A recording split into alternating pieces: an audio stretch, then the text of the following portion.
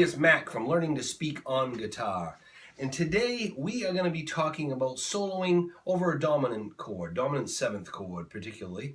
And you can find that information in my book, Learning to Speak on Guitar. I start on page 61 talking about dominant soloing and how that all works. And if you don't have your copy of my book yet, check it out. You can buy it through Reverb. Type in Learning to Speak on Guitar book and order it up. I will send it right out to you personally, and you can check it right out. And everybody that's got one has given me rave reviews on what they've been getting out of it, how simple and direct an approach and categorical method is what this is really all about. I categorize things so you can understand how to use them when you go into solo. So speaking of that, the category of a dominant solo. A lot of guys think of it as blues, but I'm not talking really 12-bar blues here, although this applies to that concept. This would be more for a rock blues song.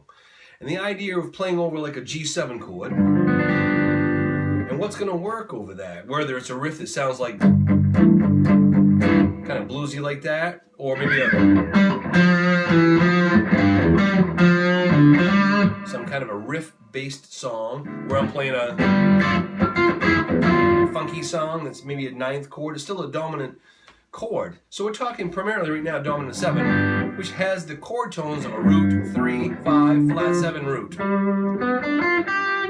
And a lot of times guitar players will grab and play minor pentatonic over that, and it mostly works, but it doesn't completely work.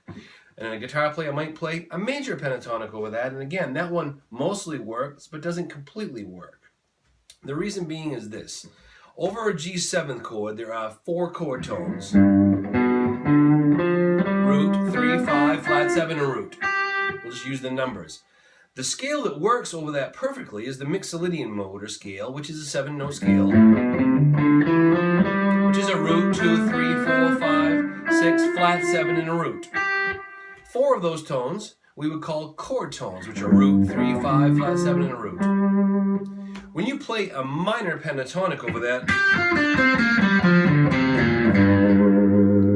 you're playing a root, a flat 3rd, which is not a chord tone, a 4, a 5, which is a chord tone, a flat 7, and back to a root.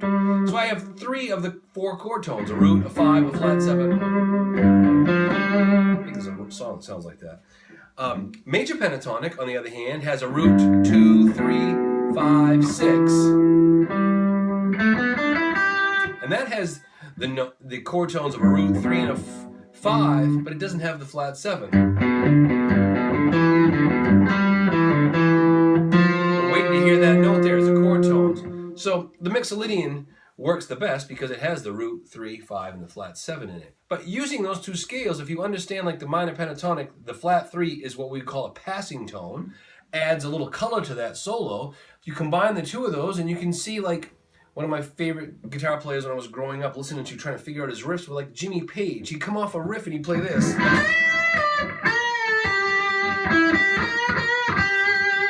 Simple idea, major pentatonic riff. Now minor pentatonic riff. So I can take that idea of a major pentatonic riff, then a minor pentatonic riff, and it all works great over G7.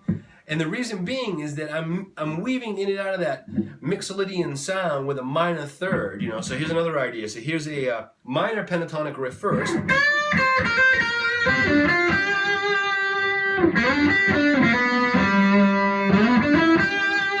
Then followed by a little major pentatonic riff.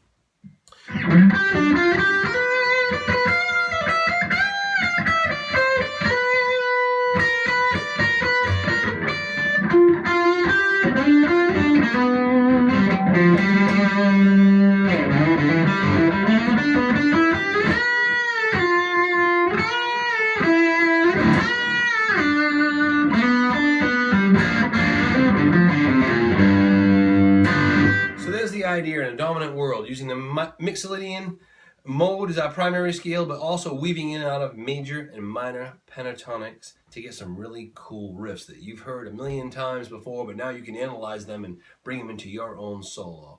So there you go. If you haven't got the book, Learning to Speak on Guitar, check it out. It's got all this stuff explained with some riffs, very easy to understand with lots of nice graphics in it, and you don't have to learn to read music to learn how to speak on guitar.